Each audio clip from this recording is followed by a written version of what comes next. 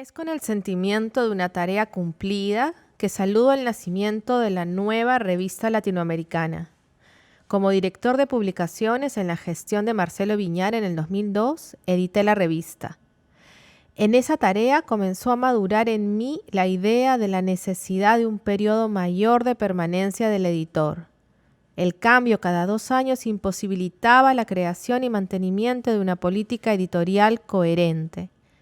Fue entonces cuando comencé a presentar la propuesta de crear una política editorial y científica creativa y expresiva de nuestra identidad. Esto era por el 2012, por inicios del 2012, y era Leopoldo Nosek, que en ese momento era presidente de FEPAL. Y así nacía esta aventura de Calibán, que tuvo 3 editores por lo menos, y aquí conmigo en Lima está Mariano Korenstein.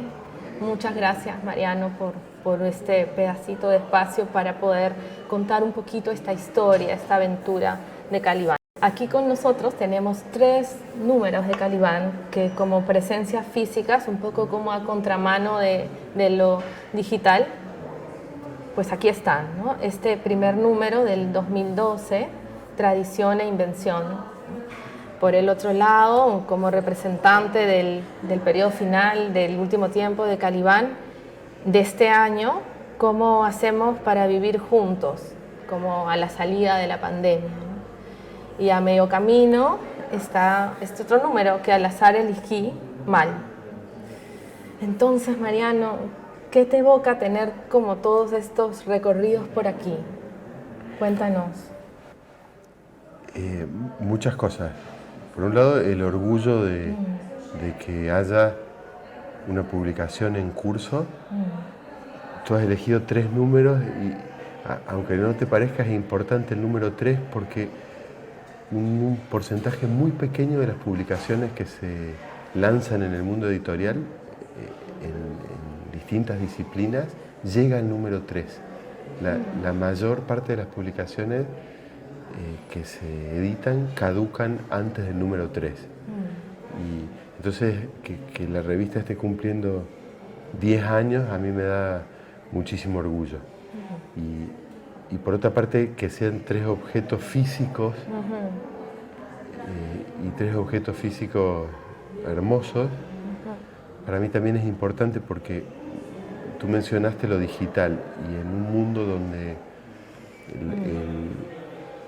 la presencia de lo digital es muy pregnante porque se llega a más lugares, se llega más rápido, se llega con menos costos, es una herramienta maravillosa para las publicaciones, lo digital. La virtualidad en las publicaciones al mismo tiempo le quita potencia y nosotros nos propusimos hacer una publicación que fuera como un objeto, que dé ganas de coleccionarla, de tenerla, que se pueda tocar, para darle mayor presencia, además de la versión digital, que fuera un objeto coleccionable. Y otra cosa que vistas así en serie me gusta mucho y me llama la atención es la presencia del arte, que tiene mucho que ver con el espíritu de la revista, porque muchas publicaciones apelan a imágenes o de archivo o imágenes de algún amigo artista o de alguna tía que pinta. Nosotros nos propusimos tener una revista que tenga estándares de calidad muy altos, tanto desde lo editorial como desde el diseño y como del arte de tapa, y decidimos convocar en principio artistas latinoamericanos, después se ha ampliado, pero los artistas que convocamos para cada número pertenecen al grupo de artistas más importantes en el arte contemporáneo. Y tiene que ver también con el nombre de la revista, ¿no? El nombre Calibán es como un giro irónico a partir de un personaje de Shakespeare que es espantoso y que resume resume un poco la idea que había de los indígenas latinoamericanos en la época que Shakespeare escribió una tragedia que se llama La Tempestad. Entonces elegimos el nombre Calibán por muchas cosas, pero quisimos hacer un objeto bello. Entonces ver esta serie con 3 artistas, en este primer número el artista elegido para la tapa es el brasileño Paulo Nazaret. En este segundo número de los que has elegido está el argentino Adrián Villarrojas, y en este tercer número de los que elegiste está la fotógrafa española Cristina de Midel. Cada uno de estos números representa una etapa distinta, porque nombraste 3 editores. En realidad hemos sido un equipo editor de muchas más personas, que es importante que nombrarlas. Lo que pasa es que hemos sido 3 editores en jefe, los responsables de coordinar la tarea. Y en esta primera etapa estaba yo, después estuvo Raya Sonana y ahora está Carolina García. Te quería decir que sobre las imágenes, esta es una revista que se siente tensión al leerla, diré personalmente. Una tensión importante, inquietante, no una tensión que no da ganas de tener, más bien una lectura que acompaña de imágenes que mantienen en tensión mi atención. Las encontramos en la cara, en la contratapa, adentro, en todas las hojas encontramos espacios donde la lectura es posible de ser hecha en tensión con las imágenes. Y un poco de eso, entiendo, también tiene que ver Calibán. Y bueno, tú has comentado ya bastante sobre las imágenes, pero hay algo con respecto a ir como cocinando por dentro las teorías que el psicoanálisis recibe, o que en Latinoamérica de tanto tiempo y de otras partes del mundo, ¿no? Irlas cocinando hacia una especie de piso propio, ¿no? Yo creo que en eso el juego de textos e imágenes ha tenido una lección interesante, ¿no? Desde el inicio. Quizás por preguntarte un poco más, ¿cómo ves esa apuesta que se hizo hace 10 años hoy? A mí me parece que, visto en perspectiva, y desde esa idea de la posteriori freudiano, que es un modo interesante de pensar el tiempo, la revista ha crecido mucho porque es una revista que aprende, por el diseño editorial por un lado, pero al mismo tiempo por la estructura de editores, que tiene que ver con lo que leías al principio, con una idea de Leon Osek, que haya como más permanencia en el equipo editor y que se renueve parcialmente. Es un equipo editor que aprende cada vez más, y aunque todos nos dedicamos a otra cosa, nuestro oficio es el de psicoanalista, el equipo editor ha ido aprendiendo cada vez más el oficio de editar, que para otros es un oficio principal. Nosotros lo hacemos en el tiempo libre, pero intentamos hacerlo del modo más profesional posible. Entonces la estructura donde los editores se renuevan por tercio, donde nadie llega a ser editor si no ha pasado antes por otras secciones de la revista, permite un nivel de, dentro del campo amateur, lo más profesional posible, que yo creo que se nota en el producto final. Y hay algo ligado al arte que es importante, me olvidé de decir, que es que los artistas no aparecen en la revista, en este juego de texto-imagen al que te referías, no aparecen ilustrando nada, sino que aparecen como autores.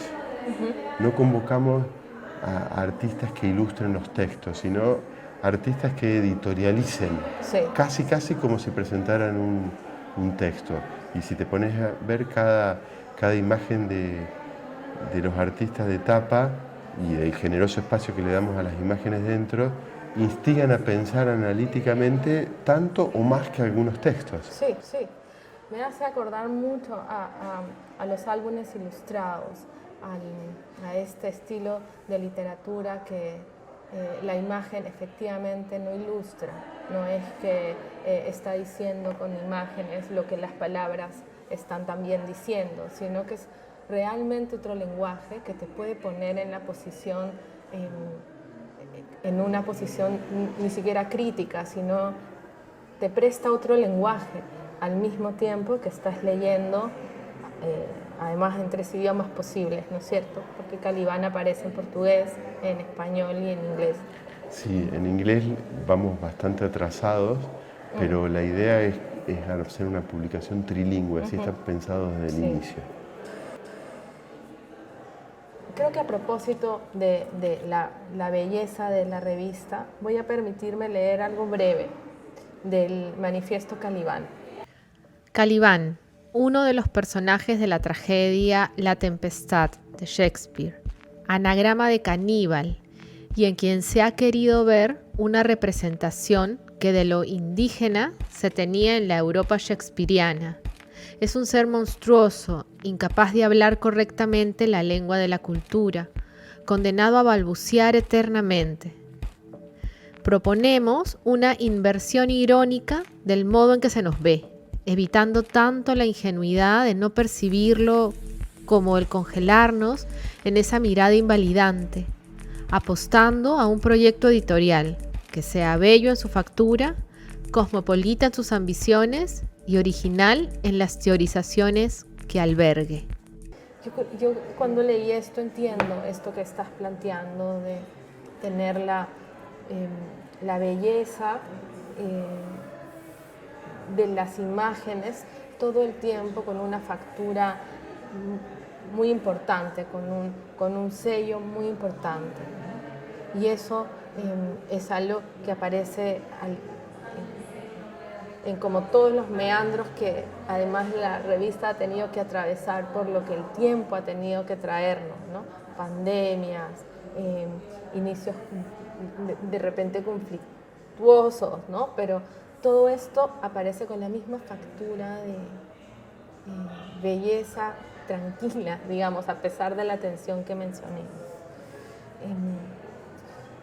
Quizás ahora te quiero preguntar sobre cómo hacemos para presentarle la revista a un lector nuevo, a un analista en formación que arranca, o a una sociedad o un grupo de estudios nuevo, incipiente aún. ¿Cómo harías para presentarle la revista? Esta revista es una reformulación de la revista que edita FEPAL desde 20 años antes del nacimiento de Calibán, con formatos distintos y cambiantes en el tiempo y sin la continuidad que le ha dado esta nueva inflexión al proyecto. Pero esta revista tiene historia y es la revista que tiene historia y tiene prehistoria. Y es la revista oficial del psicoanálisis latinoamericano. Es la revista editada por la Federación Latinoamericana. Eso quiere decir que es la revista de todas las sociedades que componen FEPAL. En los 10 años de existencia, varios cientos de colegas de toda la región han escrito en la revista. Desde el bilingüismo, porque más allá que hay una versión en inglés que vamos poco a poco haciendo, en español y en portugués han salido desde el inicio. Entonces cada analista de la región escribe en su lengua materna y es como si fuera un espacio de encuentro de ideas de los analistas latinoamericanos. Es la revista de la federación formada por las sociedades de FEPAL. Muchas de esas sociedades tienen una o más revistas, pero esta es la única revista que permite un diálogo entre sociedades y entre países y entre generaciones de analistas, que le hace un lugar importante a ese diálogo entre la tradición y la invención, como es el título del primer número. Y también tomando el título del último número que trajiste, ¿cómo hacer para vivir juntos? También es una pregunta que aplica a nosotros como analistas latinoamericanos. ¿Cómo hacer para vivir y para debatir y para construir juntos? Sí. Y en ese sentido, la revista es como si fuera una palestra Sí. para discutir, para pelearse, para coincidir, Sí. para leernos entre nosotros, porque una de las cosas que nos dimos cuenta a la hora de diseñar Calibán es que por ahí conocíamos mucho más autores franceses o ingleses Sí. que brasileños, peruanos o uruguayos, en mi caso en Argentina. Y lo mismo sucede en los distintos países de la región. Entonces esta es una revista, por un lado, para leernos entre nosotros y por otro lado, para hacer un proyecto editorial que sea factible de exportar para ser leídos a puertas afuera de Latinoamérica. Un poco al modelo de la antropofagia, que es junto con la tradición hispanoparlante de la lectura crítica que hacen algunos pensadores como Fernández Retamar o como Hugo Achúcar, del Calibán de Shakespeare, donde se proponen construir pensamiento original desde Latinoamérica y no siempre estar repitiendo el pensamiento que se incuba en las metrópolis. Otra de las tradiciones que se juega aquí es la de la antropofagia brasileña, ¿no? Y que tiene que ver con cómo poder tomar el conocimiento de donde venga, de afuera, de adentro, de donde venga, procesarlo y exportarlo con una marca original. Entonces, eso es lo que se intenta hacer desde estas páginas y en estos primeros 10 años, ¿no? Porque es un proyecto que está aún empezando. Quizás así, por ahí podemos continuar esta entrevista, porque efectivamente son 10 años, ¿no? Pero ahora podemos pensar un poquito sobre cómo te imaginas lo que viene con Calibán en tiempos, o sea, habiendo pasado lo que hemos pasado, pandemias de por medio, no sé, algoritmos de por medio, ¿no? ¿Cómo te imaginas lo que viene en los siguientes tiempos para Calibán? Uno tiende a pensar el futuro con las matrices, con los moldes del pasado. Y en parte es inevitable, pero a mí me gusta más pensar el futuro desde el lugar de la apuesta deseante. Vos hablaste de un equipo, es imposible nombrar a cada uno de los que componen el equipo, pero son muchos que se van relevando, revelando también, sumando, cambiando, agregando. Y tiene una característica central el equipo que hace Calibán, y es que es un equipo tremendamente apasionado y deseante. No es una tarea que se puede hacer de modo burocrático, es una tarea que requiere mucho esfuerzo y hay una marca muy fuerte del deseo de quienes hacen la revista y del deseo de alojar a la comunidad de analistas y pensadores latinoamericanos. Y en ese sentido, yo creo que hay un futuro muy importante por delante y es nuestra obligación como analistas y también como editores pensar en el futuro. Hay una frase, no me acuerdo quién la decía, pero como que estamos obligados a pensar en el futuro, que es el lugar donde vamos a pasar la mayor parte de nuestro tiempo, ¿no? Y hay otra frase que a mí me gusta mucho y que tiene que ver con algo de lo que leíste, porque no ha sido fácil editar Calibán. Y no es fácil ahora, ni va a ser fácil, porque pese a ser una revista institucional que le da muchas posibilidades y al mismo tiempo muchas constricciones, es una revista que intenta ser singular, construir un estilo, y eso implica tomar riesgos. No es una revista, podríamos decir, políticamente correcta, sino que trata de preservar un espacio para cierta incorrección. Sí. Y eso implica un riesgo, implica una apuesta, y a mí siempre me viene a la mente una frase de un escritor argentino que se llama Roberto Arlt, que dice que el futuro es nuestro por prepotencia de trabajo. Yo no estoy más en la revista pero me maravilla verla crecer de mano de los editores que han tomado la posta. Es como una carrera de postas donde nos vamos pasando el testigo unos a otros. Y me parece que el testigo va a implicar nuevas generaciones de analistas y de editores latinoamericanos tomando la posta de una revista, y cada nuevo editor, cada nuevo integrante de cada nuevo equipo va a ir poniéndole su marca singular. Sí. Así que yo me imagino un futuro interesante. Ahora que has dicho esto, por ahí leí en alguno de los editoriales me parece que en el manifiesto, cómo te imaginabas al lector de Calibán, ¿no? Y de la descripción que aparece allí, algo que subrayé mucho es que te imaginabas un lector trabajador, ¿no? Y creo que eso sabemos muchos los analistas latinoamericanos también, ¿verdad? Y cómo esta revista es también un colaborador a nuestro trabajo, una ayuda, una fuente de tranquilidad y de tensión a la vez, que nos ayuda mucho. El lugar del lector es clave, porque hasta desde el diseño de la revista, si te pones a ver, hay una sección, que es la sección como más doctrinaria, que desde el inicio tiene márgenes con rayas, como invitando al lector a que escriba mientras lee. Y es como sucede con la buena literatura o como con el arte contemporáneo después de Duchamp, donde hay una operación que se completa con el espectador o con el lector. Entonces, hay una propuesta editorial, así como hay una propuesta de quien escribe cada uno de los textos de la revista, pero que no alcanza a perfeccionarse, a completarse, sin alguien que lea y que trabaje en el entre líneas de lo que se escribe.